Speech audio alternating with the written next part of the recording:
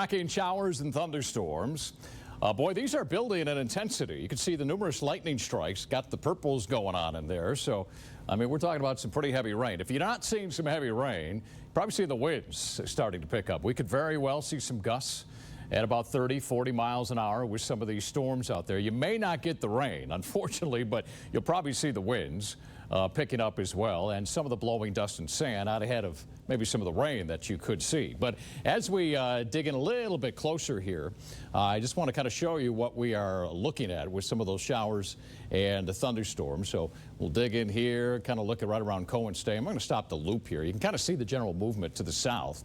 But right along Highway 54, there's Alabama Street. This is some pretty good rain. Fairbanks, we drift off towards the north. Brian in the North Sea said the rain was starting to come down and some pretty big drops. But there's Newman, there's Chaparral, so everything just south of you folks in Chaparral, where we're seeing the heavier bands of rain that are out there. And you can see also right around Newman. Let me zoom things out just a little bit. We'll head towards Horizon City. We're tracking some pretty good rains just to the west of you folks in Horizon City. Loop 375, Interstate 10, we've got a pretty heavy pocket of rain there.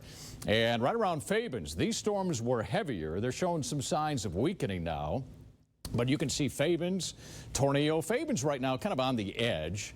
You can see I've seen the heavier weather. It's just off to the west of you guys, but it is making its way towards the west and the southwest. You follow Interstate 10, and you can see right around Fort Hancock, maybe just some sprinkles, some light rain at this point out there. But as we zoom things out, you can see Del City, everything is pretty much to the south and west of you folks. So some of these storms weakening just a bit from what we were watching a little bit earlier. There's Las Cruces, and you can see just on the edge, you know, Interstate 25 just to the west, University Park. There's where the rain is located. Let me put it into motion here so you can see the general direction that these storms are moving. These really aren't moving very quickly again, so get around Boyd, you can see some pretty decent rainfall amounts. A little bit to the south, maybe a little bit of a southwesterly movement. We'll zoom things out again and head up towards the north, where we're tracking some of the storms just to the west of or east of Hatch right now.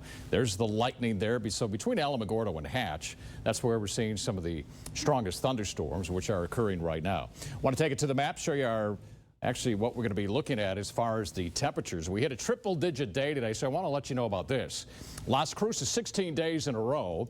You're number one all time this year. Look at where we are in El Paso. We have 18 triple-digit days so far in a row. We are third on the list. Number one is 23 days in 1994. All right, let's go to the 7-day forecast. I want to check that out for you because you're going to see consistently what we're going to be talking about with the rain opportunities. We're going to be looking at temperatures in the mid-90s. The rain chances will be with us all the way through the rest of the week. Look at sports is coming up next.